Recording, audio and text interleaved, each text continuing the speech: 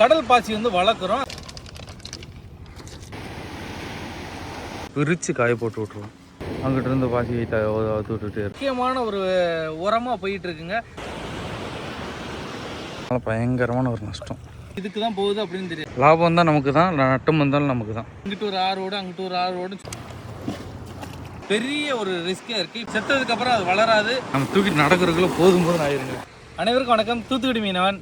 எங்கள் ஏரியாவில் ஒரு பொருளை வந்து உருவாக்குறோம்டா கடல் பாசிங்க. இந்த கடல் பாசி வந்து நம்ம நாட்டில் உள்ளது கிடையாது, வெளிநாட்டிலேருந்து இம்போர்ட் பண்ணி நம்ம மீனவர்களோட வாழ்வாதாரத்தை பெருக்கணும் அப்படிங்கிறதுக்காக கவர்மெண்ட் வந்து ஒரு ஊக்கத்தொகை கொடுத்தும் தனியார் நிறுவனத்தோடு சேர்ந்து நம்ம இடத்துல, அது தூத்துக்குடி ஹார்பர் பீச் ஏரியாவில் பார்த்தீங்கன்னா கடல் பாசி வந்து வளர்க்குறோம். அந்த கடல் பாசி வந்து எதுக்கெல்லாம் போகுது தெரியுமா?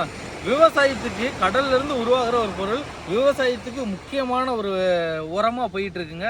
அது போக மெடிசனுக்கு போகுதுங்கிறாங்க. அதுக்கப்புறம் அந்த கோக்கு, பெப்சி இதெல்லாம் தயாரிக்கிறாங்களா, அதுக்கு ஒரு மூலப்பொருளாக போகுதுங்கிறாங்க. இந்த கடல் பாசி எப்படி வளர்க்குறோம், அதில் என்னென்ன வேலைகள் இருக்குது அப்படிங்கிறத நான் இந்த வீடியோவில் சொல்கிறேன். நீங்கள் பாருங்கள்.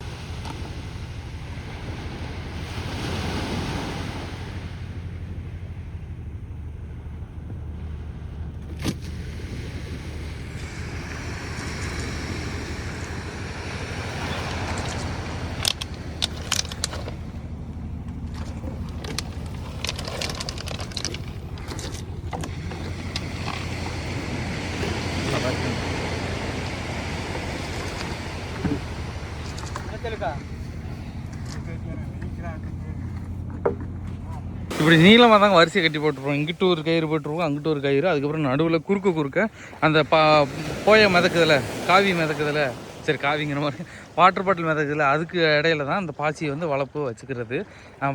வளர்க்கும் போது இப்படி வரிசையை கட்டிக்கிட்டே அப்படி தண்ணிக்குள்ளே இழுத்துக்கிட்டே போவோம். வளர்ந்து முடிச்சதுக்கப்புறம் அப்படி கரைக்கு வந்து இழுத்துக்கிட்டே வருவோங்க. ஒன்று ஒன்று அவுத்து இப்போ வந்து அவுத்து தான் அந்த பாசியை எடுக்கிறோம். இது வந்து எங்களுக்கு வந்து பயங்கரமான ஒரு நட்டம். இப்போ வேலைக்கு ஆளுக்கு கூலி கொடுக்கணும். இறக்குறதுக்குன்னா கடல்லேருந்து எடுத்து காயப்படுறோம்ல, அதுக்கு சம்பளம் கொடுக்கணும். ப்ளஸ் இதுக்கு முன்னாடி வந்து வேலை பார்த்துருப்பாங்கல்ல, அவங்களுக்கும் சம்பளம் கொடுக்கணும். எல்லாமே நட்டம் ஆகிட்டுப்போம். லாபம் தான் நமக்கு தான், நட்டம் வந்தாலும் நமக்கு தான்.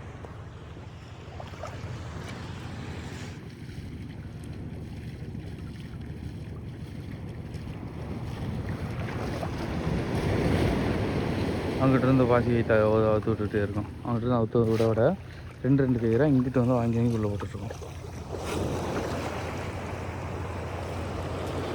இப்போ இந்த நல்ல தண்ணி படாமல் இருந்துச்சுன்னா இதுக்கு மதிப்பு வேறு. நல்ல தண்ணி பட்டனால பயங்கரமான ஒரு நஷ்டம்.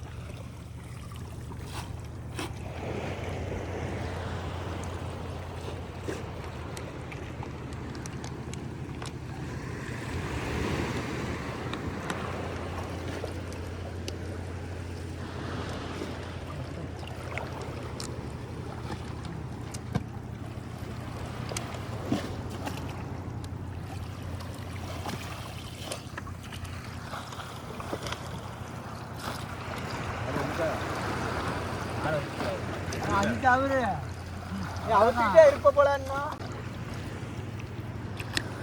6 எழுத்தாயிரும்.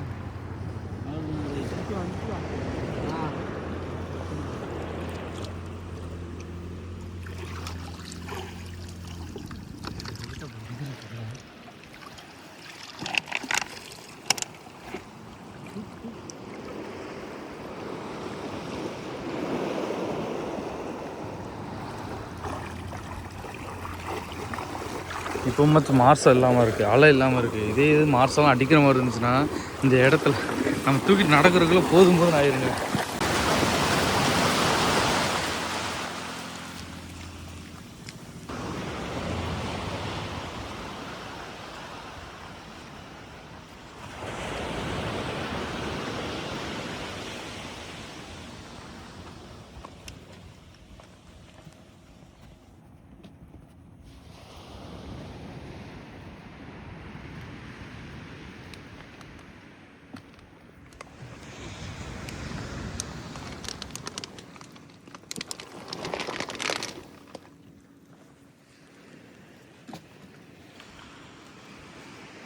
அந்த கடல் பாசி வந்து கொஞ்சமாக உடச்சி ஒரு கயிறில் வந்து கட்டி போடுவோம். கட்டி போட்ட உடனே இந்த கடல் பாசி எந்த அளவு ஆகும்னா, நம்ம இந்த அளவு உடச்சி வைக்கிறோம்னு வச்சுக்கோங்களேன்.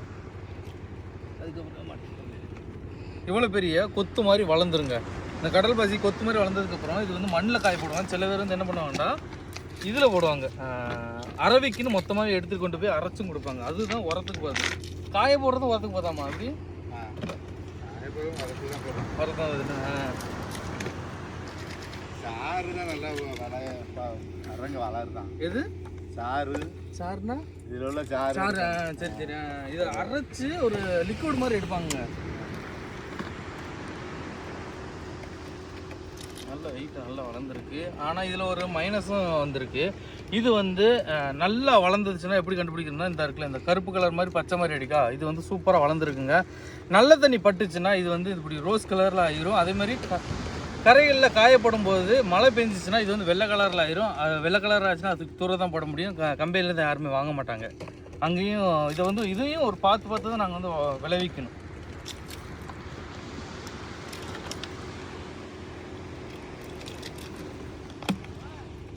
நல்லா தான் இருந்துச்சா பாசி? அப்படியா? மறுபடியும் அதுக்குள்ளேயும் ஒரு நாள் இல்லையவா? ஒரு 4 கிலோ நல்லா விளைஞ்சி தண்ணி மாதிரி அடைஞ்சிட்டு சும்மா வருதா பாச்சு இருக்கா? அதான் அது பாட்டு சல்லுன்னு விழுது. இந்த பாச்சு வராது. அதான்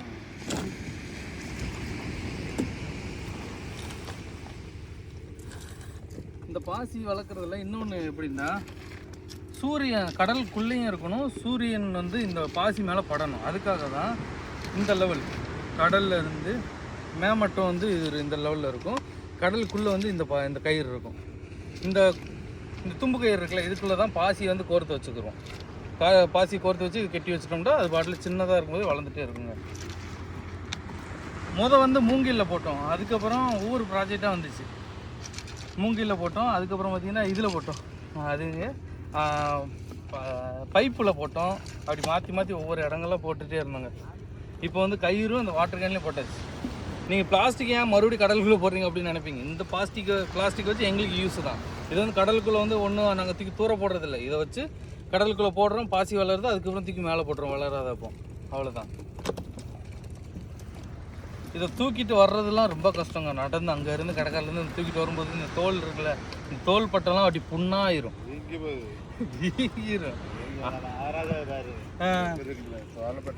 வீங்கிட்டுன்னா பாருங்க, ஒவ்வொரு அந்த கால் நடந்து வரும்போது பார்க்க ஈஸியாக இருக்குது, வெயிட் கம்மியாக இருந்த மாதிரி உங்களுக்கு தெரியும். ஆனால் இருக்கிறதுல ஒரு கஷ்டமான வேலை இதுதான்.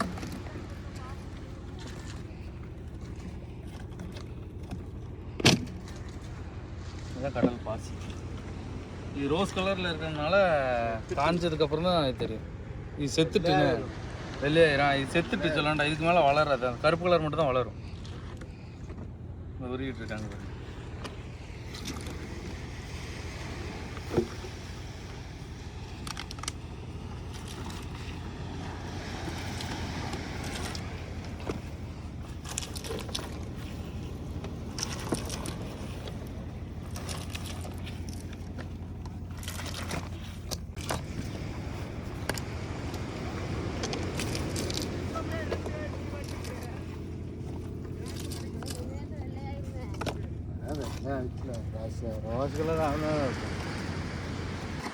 பாசி வந்து அள்ளி அப்படியே சுத்தமாக அப்படி விரித்து காய போட்டு விட்ருவோம். நல்லா உருவி எடுத்ததுலேருந்து. அதுக்குன்னே இந்த இடத்த வந்து சீச்சு மேடாக போட்டிருக்கோம். மணலில் தான் போட்டிருக்கோம். பாசி காஞ்சதுக்கப்புறம் நல்லா தட்டி எடுத்தோம்னா அந்த மண் வந்து கீழே விழுந்துடும்.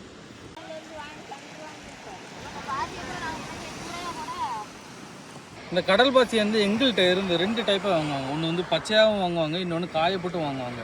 பச்சையாக வாங்கும்போது அதை வந்து அரைச்சி அதை வந்து ஒரு லிக்விட் மாதிரி எடுத்துருவாங்க. லிக்விட் மாதிரி எடுத்து முதல் தரம் இருக்குல்ல, அதை வந்து விவசாயத்துக்கு பயன்படுத்துவோன்னு சொல்லுவாங்க.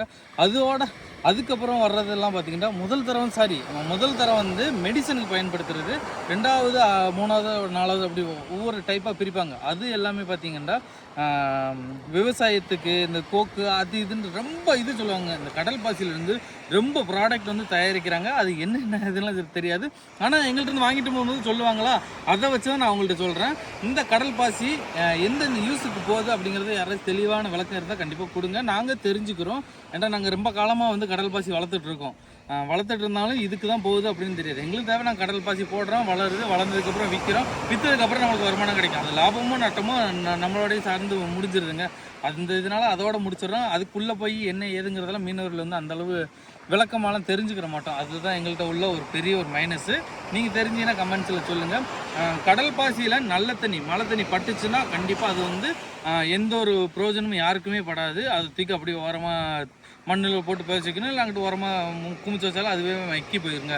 கடல் பாசி கடல்லேருந்து எடுக்கும்போது மழை தண்ணி படாமல் பாதுகாப்பாக கொண்டு போகிறது தான் பெரிய ஒரு ரிஸ்க்காக இருக்குது. இப்போ மழை சீசனால் கடலுக்குள்ளே கடந்த பாசி தான் இத்தனைக்கும் நல்ல தண்ணி. ஏன்னா எங்கள் ஏரியாவில் இங்கிட்டு ஒரு ஆறு ஓடும், அங்கிட்டு ஒரு ஆறு ஓடும், சுற்றி சுற்றி ஆறு ஓடுமா, அந்த நல்ல தண்ணி கரைக்கு திரும்பி கச்சாங்காத்தடிக்கு கரைக்கு திரும்பி வரும்போது தான் அந்த நல்ல தண்ணி அது மேலே படும்போது அந்த கடல் பாசி வந்து செத்துருது. செத்ததுக்கப்புறம் அது வளராது. அதோட மீன் கூட செத்ததுக்கப்புறம் கருவாடாயிரும். ஆனால் அந்த கடல் பாசி காஞ்சதுக்கப்புறம் நல்ல பாசியாக இருந்தால் விலைக்கு போகும். நல்ல தண்ணி பட்டுச்சுன்னா அது வந்து விலைக்கு எதுக்குமே போகாது, தூக்கி தூர தான் படுறோம். பயங்கரமான ஒரு நட்டம். இப்போ கடல் பாசி அவங்க சொந்த காசில் தான் போட்டு செலவு பண்ணி கடல் பாசி கெட்டினதுலேருந்து ரிட்டர்ன் அவுத்து மேலே காய போடுற வரைக்கும் அவங்களோட சொந்த காசு தான். இருந்தாலும் அவங்களுக்கு வந்து எந்த ஒரு லாபமும் இல்லை. இப்போ இந்த மழை பெஞ்சனால கடல் பாசிக்கு ஒரு நட்டம் தான். இந்த வீடியோ பிடிச்சிருந்தால் லைக் பண்ணி ஷேர் பண்ணி கமெண்ட் பண்ணுங்கள். மீனவர்கள்ட்ட பல வேலைகள் வந்து அரசாங்கம் வந்து உருவாக்கி கொடுத்துருக்காங்க. இது போல் நல்ல நல்ல வேலைகளை இன்னமும் மக்களுக்கு உதவியாக அரசாங்கம் செஞ்சு கொடுத்தா ரொம்ப ரொம்ப நல்லா இருக்கும். ப்ளஸ் என்னடா இதில் ஒரு மைனஸ், இன்னொரு மைனஸ் இருக்குது. என்னடா கடல் பாசி வந்து கெட்டுறது காய போடுறது எல்லாமே இந்த வெயிலில் தான் நிற்கணும்.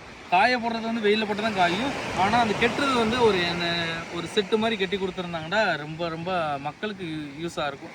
ஏன்டா வர்றது எல்லாருமே ரொம்ப வயசானவங்க தான் வந்து கடல் பாசி வந்து கெட்டி தண்ணிக்குள்ளே போடுவாங்க. அது போக பார்த்திங்கன்னா அவங்க தான் கெட்டி காய போடுவாங்க. அவங்களாம் மொட்டை வெயிலில் உட்காந்து தான் வேலை பார்க்கணும். அதனால அவங்களுக்கு ரொம்ப ரொம்ப கஷ்டமாகவே இருக்கும். ஏன்னா அந்த வேலைகள் நாங்கள் பார்த்துட்டு தான் அங்கிட்டு வந்து நிற்கிறோம். பாருங்கள் எவ்வளோ கஷ்டம் இருக்குங்கிறத. பாய்.